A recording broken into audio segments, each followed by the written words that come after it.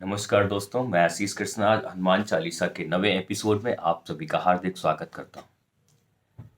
इससे पहले हमने बात की थी उन चौपाइयों के बारे में, इससे पहले की चौपाइयों में जहाँ पर विष्णु के अवतारी राम जी और शिव जी सभी लोग हनुमान जी की प्रशंसा करते हैं और क्यों करते हैं, हमने इसकी भी बात की थी। आज हम अगली चौपाई पे चलेंगे जिसका नंबर है चौपाई नंबर 14 और ये चौपाई कुछ इस प्रकार है। सनकादिक ब्रह्मादि मुनीसा नारद सारद सहित अहिंसा। यानी कि इससे पहले चौपाई में हमने बात की थी हनुमान जी की प्रशंसा राम जी कर रहे हैं। राम जी जो कि विष्णु जी के अवतारी हैं, हनुमान जी की प्रशंसा करते हैं। तो यह चौपाई बताती है कि हनुमान जी की प्रशंसा ब्रह्मा जी और ब्रह्मा जी के साथ साथ में मुनि लोग भी हनुमान जी की प्रशंसा करते हैं। ब्रह्मा जी यानी कि सृष्टि के रचनाकार हैं। सृष्टि के रचनाकार यानी कि जिन्होंने सारी चीजों को बनाया है, चाहे वो सजीव हो या वो निर्जीव हो। और यदि कोई चीज सजीव है तो उसके एक डर है। सबसे पहला डर जो है वो है मृत्यु का डर। दूसरा है भूख में भोजन न मिलने का डर, यानी कि भोजन भी प्राप्त करना है, इसका भी एक डर है, इसकी भी एक चिंता है। और एक बहुत बड़ी चिंता है, क्योंकि आपसे हम लोगों ने हमने इससे पहले बात की है कि इस दुनिया का नियम है जिसको जंगल का नियम बोलते हैं कि ताकतवर अपने कमजोर का शिकार करता है। तो एक जो सजीव है उसको एक ये डर भी है कि हम कहीं दूसरे का शिकार ना बन जाए, यानी कि हम किसी दूसरे का भोजन ना बन जाए, ये भी एक डर है। और यही कुछ डर मिलके इंसान को एक हीनता और एक अपराधी के रूप में अपने आप को सोचने पर मजबूर करते हैं। यानी कि ये सारी चीजें इंसान के अंदर डर, भय, हीनता उत्पन्न करती हैं। यानी कि जो चीजें ब्रह्मा जी ने बनाई हैं वो मनुष्य को डर के अंदर ढकेलती हैं, हीनता में ढकेलती हैं। और यही वजह है कि हिंदू मैथोलॉजी में ब्रह्मा जी की पूजा नहीं होती है। और पूजा होती किसकी है? क्योंकि एक चीज में और भी है कि जो चीजें होती हैं, चीजें हमेशा अहम को जन्म देती हैं। तो एक तरीके से ब्रह्मा जी अहम को जन्म देने वाले भी हैं। और पूजा किसकी होती है? जो इन सारी भावनाओं को, इन सारे इमोशंस को डिस्ट्रॉय करता है, खत्म करता है। यानी कि जिसके पास डर नहीं होगा, हीनता नहीं होगी, तो वो कैसा होगा? आनंद में रहेगा। यानी कि इन सारे डरों को, हीनताओं को खत्म करने वाले की पूजा होती है। यानी कि जिसके अंदर से ये सब डर खत्म हो जाएंगे, वो कहाँ जाएगा? सच्चित्त आनंद, जिसका चित्त सत आनंद में होगा। और ब्रह्मा जी इन सब चीजों के क्रिएटर हैं, इसलिए उनकी पूजा नहीं होगी। और ये जो प्रसन्नता है, हैप्पीनेस है, वो चीजों से नहीं आती है। प्रसन्नता आती है ज्ञान से।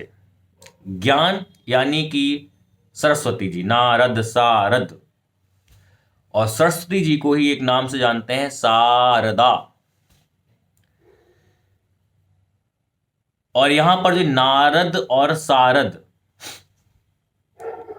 तो नारद भी ब्रह्मा जी के पुत्र हैं। ब्रह्मा जी के पुत्र हैं सना, सनक, सनंदन, सनात कुमार।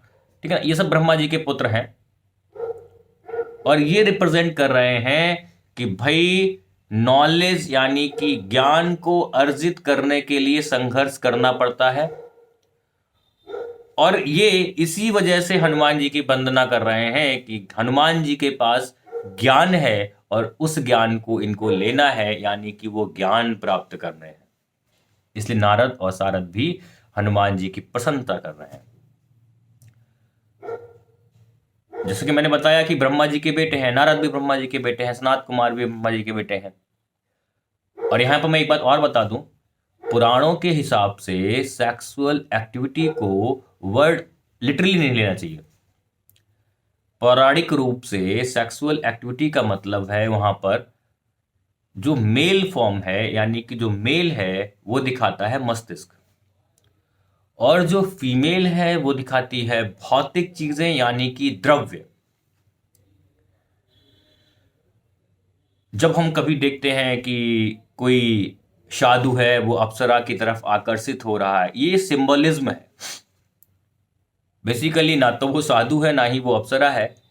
बेसिकली ये दर्शाता है कि मस्तिष्क हमेशा नॉर्मल केस में इंद्रिय की ओर आकर्षित होता है, और जो इस बात को लेकर अपने मस्तिष्क को कंट्रोल कर लेता है वो ज्ञानी बन ही जाता है, ज्ञानी हो ही जाता है।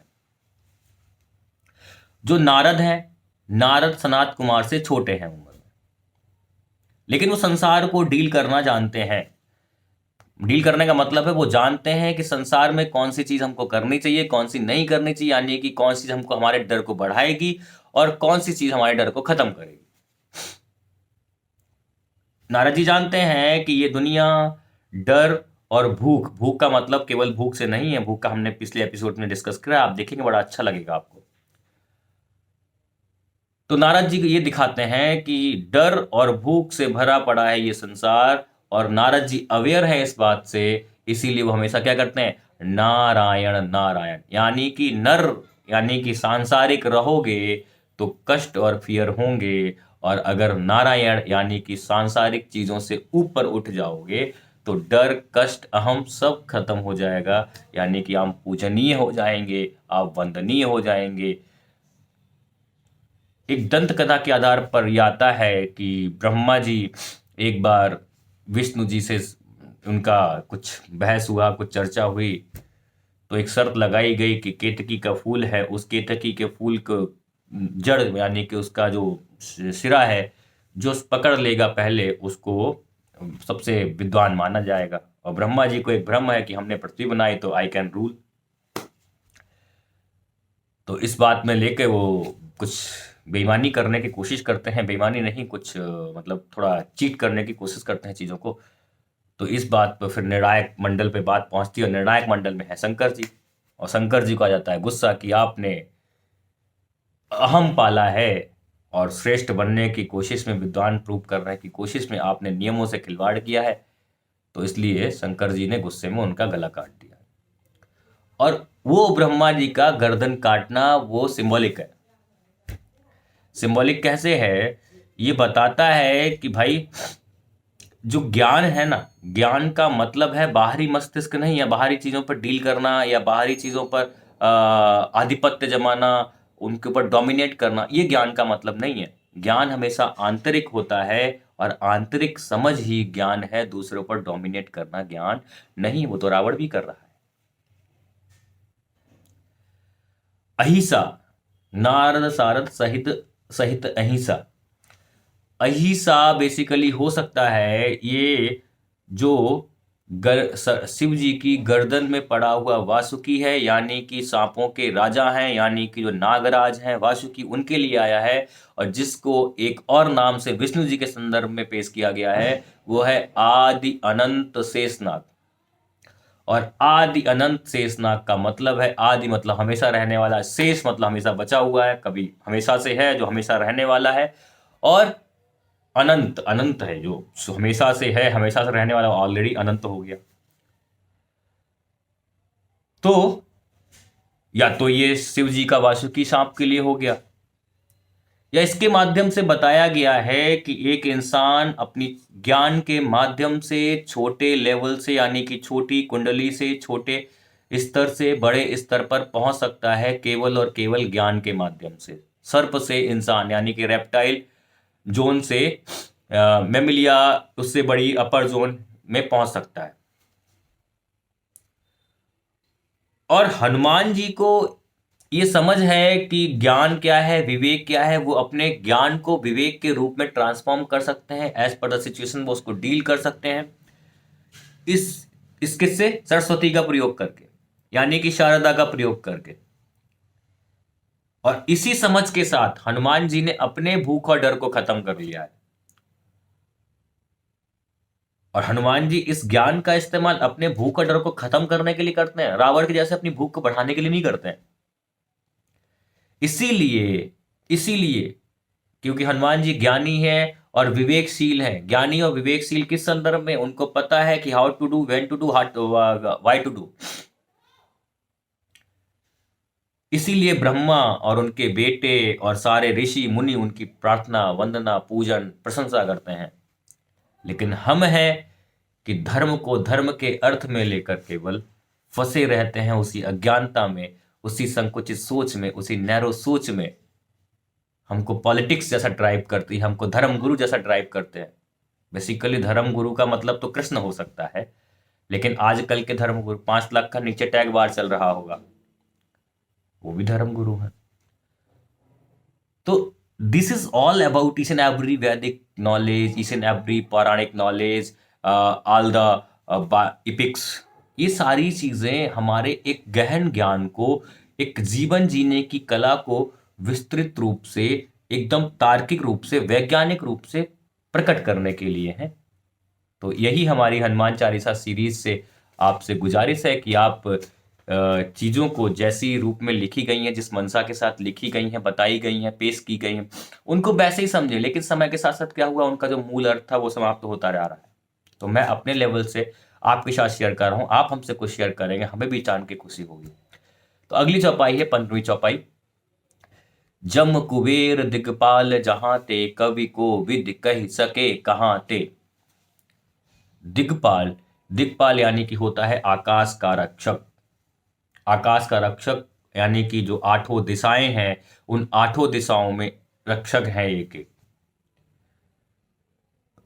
और वे दिगपाल कौन कौन है?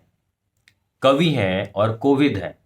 कोविद मतलब जो स्कॉलर्स होते हैं, ज्ञानी लोग होते हैं, जो मस्तिष्क पे फोकस करते हैं, वो सब हनुमान जी की प्रशंसा कर। कवि कोविद, कवि यानी कि जो भावनाओं पर फोकस करते हैं, यानी कि हर्ट पे फोकस करते हैं, वो भी हनुमान जी की प्रशंसा कर रहे हैं। कोविद यानी कि जो मस्तिष्क पे फोकस करते हैं, स्कॉलर्स हैं, वो भी हनुमान जी की प्रशंसा कर रहे हैं। क्यों कर रहे हैं?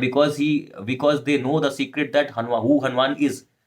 Hanuman is not that person who has a tail and something monkey like structure.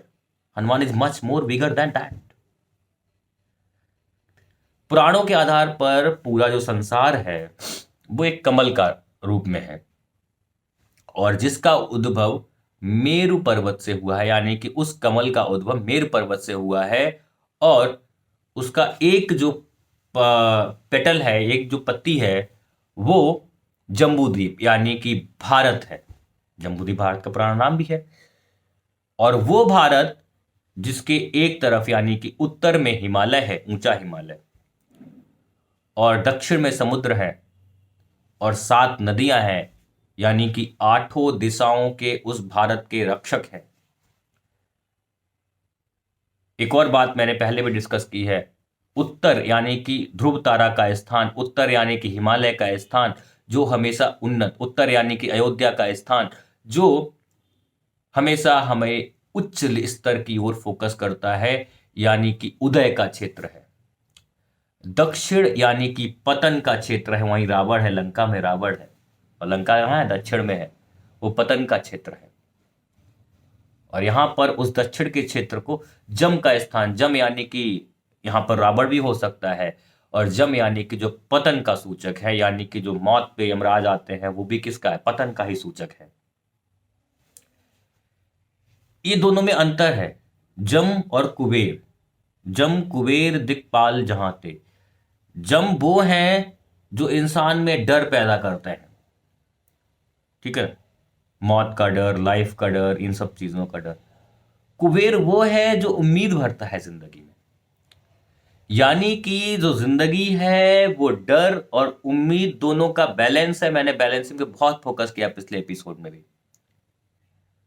तो balance, life is the game of balancing fears and hope. और हम एक और इसका सेंस साइंटिफिकली अगर हम लें, तो ह्यूमन बॉडी के, ह्यूमन ब्रेन के जो नेगेटिव इंपल्स होते हैं हमेशा दिमाग के निचले साइड में ही स्थित होते हैं, यानी कि वो भी दक्षिण साइड, यानी कि निचला मतलब दक्षिण साइड में ही स्थित होते हैं।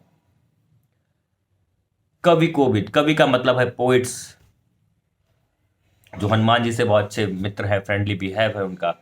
कोविद यानी कि जो दिमाग के बारे में बात करते हैं, वो दोनों मिलके, यानी कि हनुमान जी के अंदर हर्ट की फीलिंग है, इसीलिए वो जाते हैं सबसे पहले रामायण सुनाते हैं सीता जी को, यानी कि राम की कहानी सुनाते हैं सीता जी को, फिर जाते हैं राम की कहानी सुनाते हैं अयोध्या में, वापस जाते युद्ध जीत जाते हैं राम जी, तो भरत को सुनाते हैं कि हाँ ऐसे ऐसे युद्ध जीत गए हैं। वही हनुमान जी जब पर्वत पे लेने जाते हैं, बूटी लेने जाते हैं, तब वहां पर जो वहां पर ऋषि हैं उनको भी पूरी राम की कहानी सुनाते हैं। तो वो सबसे पहले नरेटर तो रामायण के हनुमान जी ही हैं। तो हनुमान जी के बारे में एक खास बात यह है, वो ज्ञान नॉलेज सीकर है। वो नॉलेज गेन करने के लिए सूर्य भगवान से प्रस्ताव रखते हैं कि आप हमारे गुरु बन जाइए। तो बहुत सारे तो सूर्य भगवान कहते हैं कि भाई मैं तो चलता रहता हूं, तो तुम चलते चलते कैसे ज्ञान ले लोगे हमसे। तो बहुत सारे ऐसे डील्स होती हैं या ऐसी बात होती हैं, तो फाइनली सन कन्विंस हो जाते हैं और हनुमान जी के गुरु बन जाते हैं। और जिस इंसान ने हनुमान जी से गुरु बने, यानी कि हनुमान जी ने इतने तेज को सहा है ज्ञान प्राप्त करने के लिए, इतने हाई टेम्परेचर बर्निंग्स को सहा है ज्ञान प्राप्त करने के लिए, तो हनुमान जी नॉर्मल इंसान नहीं है। और हम अज्ञानता में धर्म को ही नहीं समझते हैं, हनुमान को ही नहीं समझते हैं, राम को ही नहीं समझते हैं। राम की बात तो करते हैं कि लेकिन रामत्व को भूल जाते हैं। हनुमान की बात तो करते हैं लेकिन हनुमान के जो फीचर्स हैं, हनुमान के जो कैरेक्टर्स हैं, उनको भूल जाते हैं। तो ये है आज की दोनों चौपाइयों का सार। कल हम लोग यानी कि नेक्स्ट एपिसोड में हम लोग मिलेंगे 16वीं चौपाई के साथ, जो इस प्रकार है। तुम उपकार सुग्रीव ही कीना, राम मिलाय राज्य पद दीना। तब तक के लिए जय हनुमान, जय श्री राम।